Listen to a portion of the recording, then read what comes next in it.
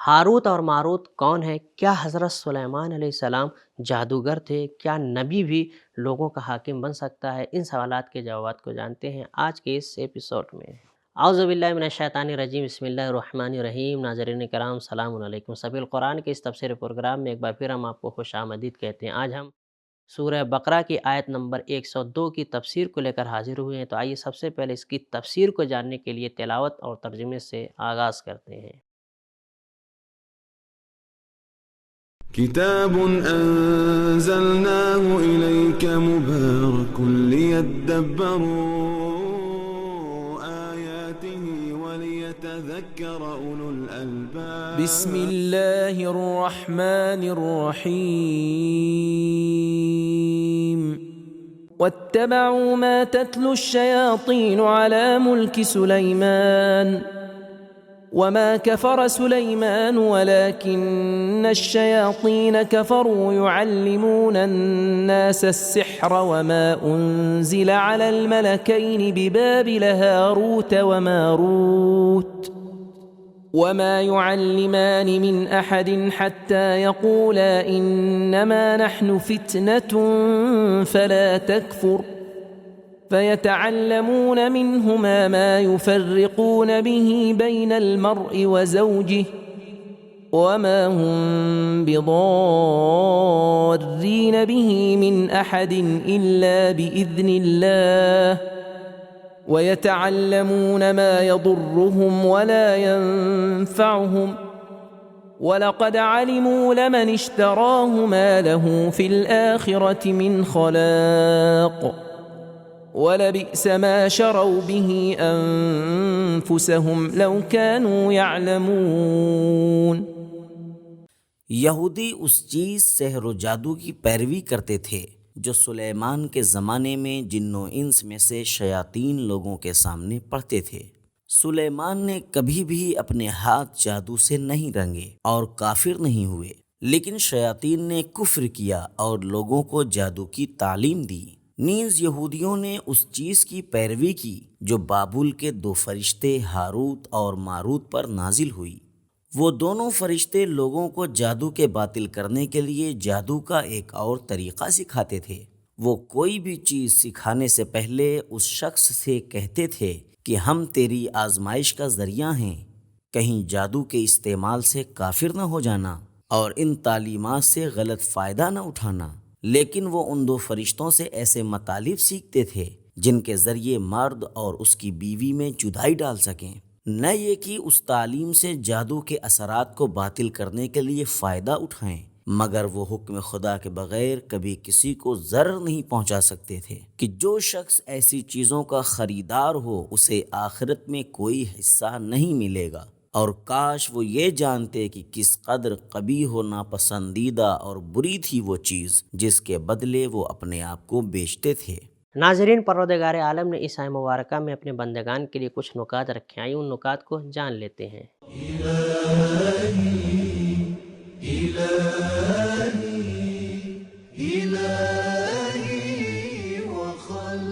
جو کچھ احادیث سے ظاہر ہوتا ہے وہ یہ ہے کہ حضرت سلیمان علیہ السلام کے زمانے میں کچھ لوگ آپ کے ملک میں سحر اور جادو کا عمل کرنے لگے۔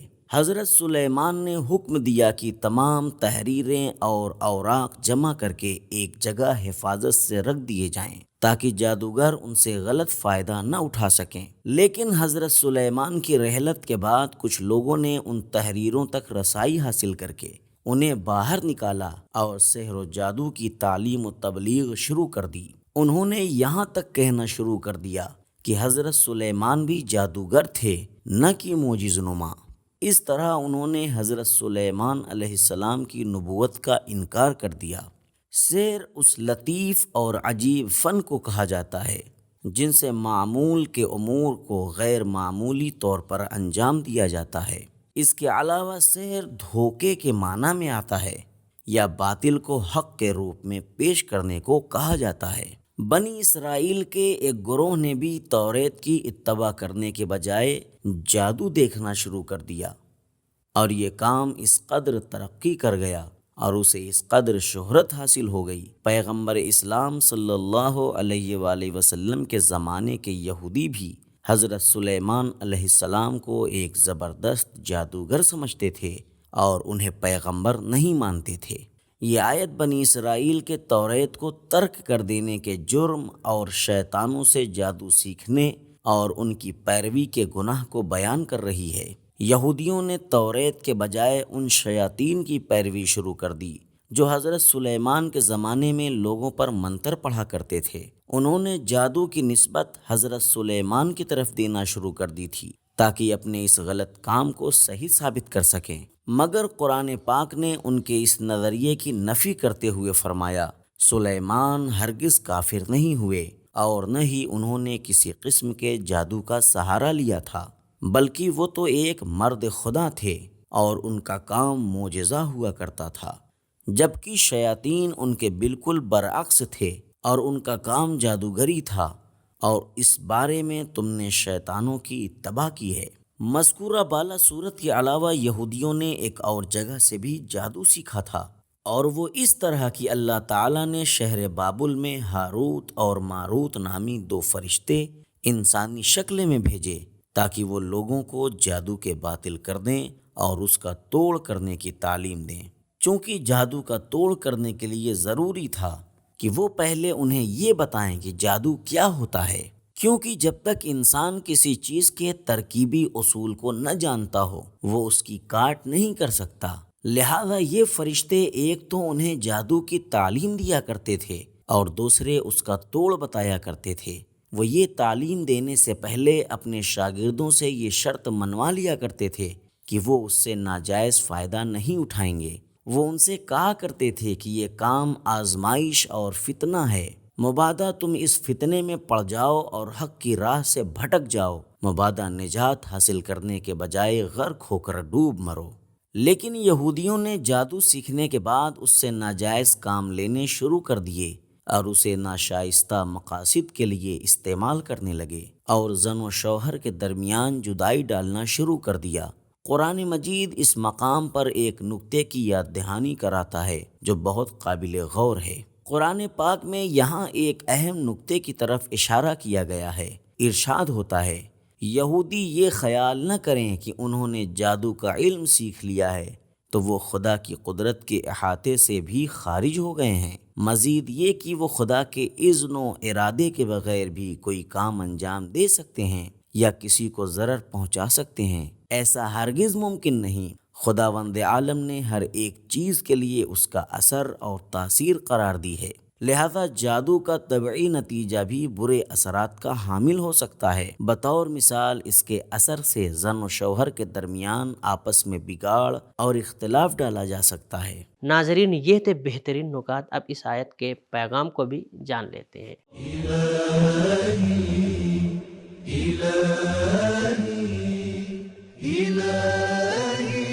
نمبر 1، حق کی حکومت اور الہی حاکم کی حکمرانی میں بھی سب لوگوں کی اصلاح و تربیت حاصل نہیں ہو پاتی، کچھ لوگ چلتے ہی الٹے راستے پر ہیں۔ نمبر 2، شیاطین تو حضرت سلیمان علیہ السلام جیسے عظیم پیغمبر کی حکومت میں بھی بیکار نہیں بیٹھتے، بلکہ لوگوں کے دلوں میں برے خیالات ڈالتے رہتے ہیں۔ نمبر 3، حکومت اور نبوت میں تضاد نہیں ہے۔ انبیاء کا کام صرف مسئلے بتانا ہی نہیں تھا، وہ حکمرانی بھی کیا کرتے تھے۔ نمبر 4، جادوگر اپنے غلط کاموں کی توجیہ اور انہیں مقدس بتانے کی خاطر جناب سلیمان علیہ السلام کو بھی جادوگر بتایا کرتے تھے۔ نمبر 5، مقام انبیاء پر لگائی جانے والی تہمت کا اللہ تعالیٰ دفاع کرتا ہے۔ نمبر 6، جادو کا سیکھنا اور سکھانا اور جادو کا استعمال بھی کفر کے زمرے میں آتا ہے۔ روایات میں بھی آیا ہے کہ ساحر کافر ہے اور اس کی سزا قتل ہے۔ نمبر 7، مضر علوم اور منحرف عقائد سے مقابلے کے لیے صالح افراد کو جادو سیکھنا ضروری ہے۔ نمبر 8، تعلیم دیتے وقت استاد کو علم کے غلط استعمال سے خبردار کرنا چاہیے۔ نمبر 9، انسان دو طرح کی تعلیم کے درمیان ہوتا ہے، ایک شیطانی وسوسہ یعلمون الناس السحر اور دوسرا خدائی الہام وما یعلمان۔ نمبر 10، فرشتے بھی انسان کے معلم ہو سکتے ہیں۔ نمبر 11، کبھی علم و دانش امتحان ہوتا ہے۔ نمبر 12، میاں بیوی کے درمیان لڑائی ڈلوانا شیطانی کام ہے اور کفر کی حد تک برا کام ہے۔ نمبر 13، تعلیم و تربیت ہمیشہ مفید نہیں ہے، کبھی مضر اور نقصان دہ بھی ہے۔ نمبر 14، سحر و جادو حقیقت رکھتا ہے اور انسانی زندگی پر مؤثر واقع ہوتا ہے۔ نمبر 15، جادوگر جو بھی کام کرتا ہے اس کی تاثیر جیسے وہ چاہتا ہے ضروری نہیں ویسے ہی واقع ہو جائے، کیونکہ تمام اثر و تاثیرات اذن خدا کے تحت ہیں۔ اللہ تعالیٰ کی پناہ میں جانے، استغفار کرنے، توکل، دعا اور صدقے کے ذریعے ہر طرح کی سازش سے بچا جا سکتا ہے۔